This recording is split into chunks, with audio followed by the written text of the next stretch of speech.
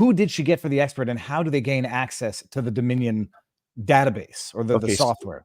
so Gerald Wood was, I think, a Mesa County IT employee, or someone who had at least a subcontractor type status, where he had a badge and he had access to parts of the clerk's office that most people didn't. It's unclear whether Gerald Wood actually had the technical expertise to do the forensic image. And so they brought in someone by the name of Conan Hayes. Now, if you listen to the mainstream media, Conan Hayes is some surfer, someone who's not qualified. But if you do a little bit of digging, you find out that Conan Hayes is actually an FBI informant, someone that has technical expertise. And this was learned in a deposition out of Michigan brought about by Matt DePerno. That presents other questions. Just tell me how there was a confidential informant or an FBI agent. What role did this individual have within the broader scheme? Well, he was put into touch with Tina, and I want to say it was done through Patrick Byrne, because Patrick Byrne, I think, had some relationship with Conan in the past. Patrick has also gone on record that he's been an FBI informant in the past. He might still be. But this raises tremendous legal questions, because if you're a state prosecutor and you find out that you've got a federal agent, then there's issues of potential entrapment.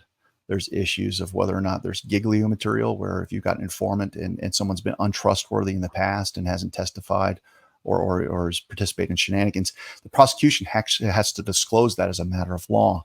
You've got Brady versus Maryland considerations on whether or not there's exculpatory evidence that suggests that Tina's actions were innocent and she was relying on someone. I'm not saying that Conan Hayes entrapped anyone. I'm just saying that he was introduced. He had a CI status with the federal government, and he obviously had the skills to create a forensic image because it was done. His name is Colin. I have trouble with names, but this guy is a confidential informant as of what year? Like, well predating all of this. I think according to the testimony, I think from 2018. So it was before 2020. So this guy's already an agent, an asset, an FBI, whatever, a confidential informant. When Tina is looking for someone to do the forensic imaging of the Dominion database, this guy pops along. Like, who offered him in order to enable her to make the forensic image of Dominion? I'm not absolutely sure of that. What I can tell you is that in Patrick Byrne's orbit, Conan Hayes is someone that materialized, and this came to light during a deposition in Michigan, because in Antrim County, there was another massive anomaly where 7,000 votes that were meant for Trump were allocated to Biden. And so there were experts that were brought to Michigan to investigate both Dominion and ES&S. And for whatever reason, Conan Hayes' name came up in a deposition there.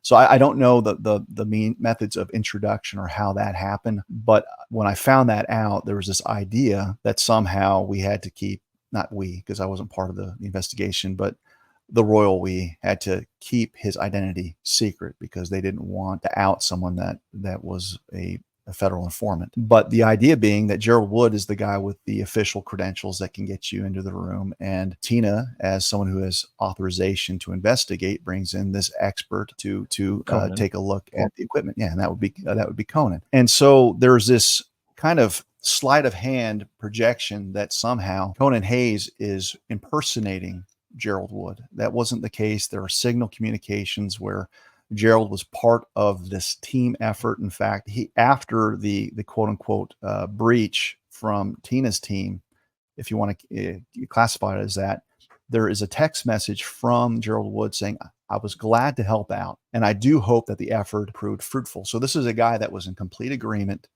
in allowing his access badge to get into the facilities to have Conan come in there. So people know this is not unusual. I was a longtime prosecutor. Every time we had an interview in our facilities, you had to have someone that had the security clearances to open certain doors.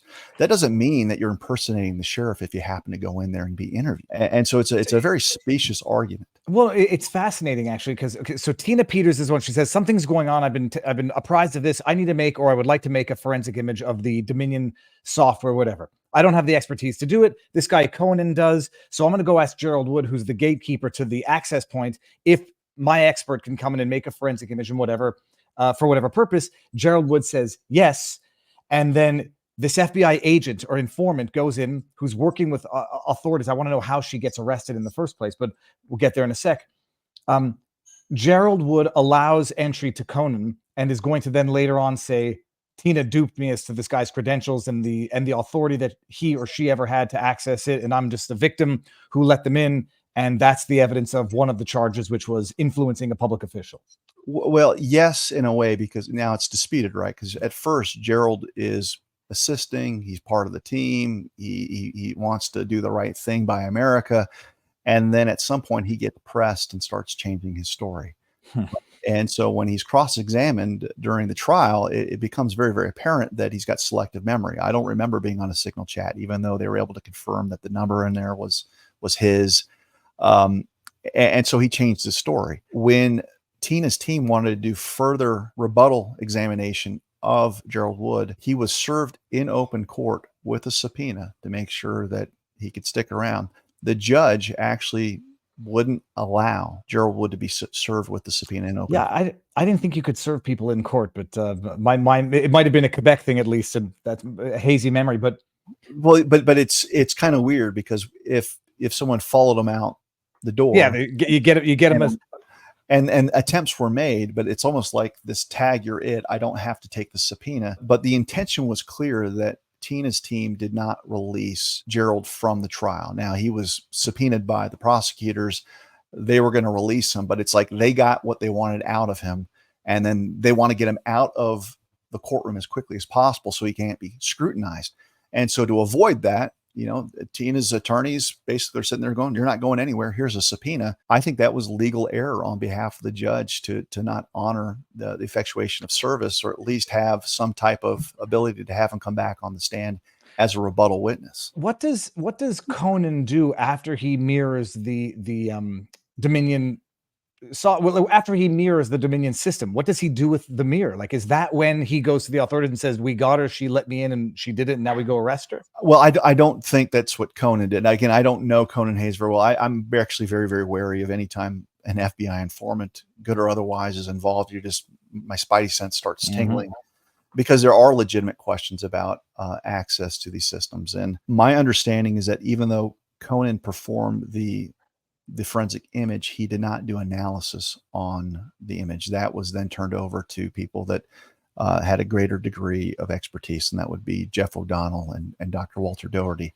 I think Tina tried to provide that information to the DA's office. That would be Rubenstein, the guy that actually prosecuted her, was trying to provide information to the Secretary of State's office, vindicating what she did. And instead of them looking at this from I think a more just point of view, which is let's ask the question of whether the system was deleted or altered. They basically said, we're not going to deal with any of that. We're going to ignore it. The threat to the system is you, Tina. Yeah, we're going to say whatever might have come, what you did was illegal in the first place, allegedly. Let me bring up the charges, because I didn't watch any meaningful portion of the trial other than some clips that I saw on the internet. But attempt to influence a public servant. Belinda. Oh, these are wait a minute, hold on. These are the co-defendants. Were there two defendants in there? At least in this charges document. By the time you got to trial, I don't know if Belinda was part of the proceedings. She might. I'm trying to understand who. So there's multiple charges of attempt to influence a public servant, which I presume means various public servants. Conspiracy she got convicted on those. Conspiracy to commit criminal impersonation, she got convicted on, but not on criminal impersonation, which I found interesting. An attempt. So it's attempt to influence. Identity theft. Did she get convicted on the identity theft? If these were the charges that no, she was not. She was found not guilty on identity theft. So what is it? Would you tell us that she got convicted on influencing? What was it? A public official? I mean, what were the officials, and what was the evidence of the illegal influence? I don't even understand how that can exist. Yeah. So the named individuals in the jury instruction was a guy that was a Secretary of State employee by the name of Jesse Romero.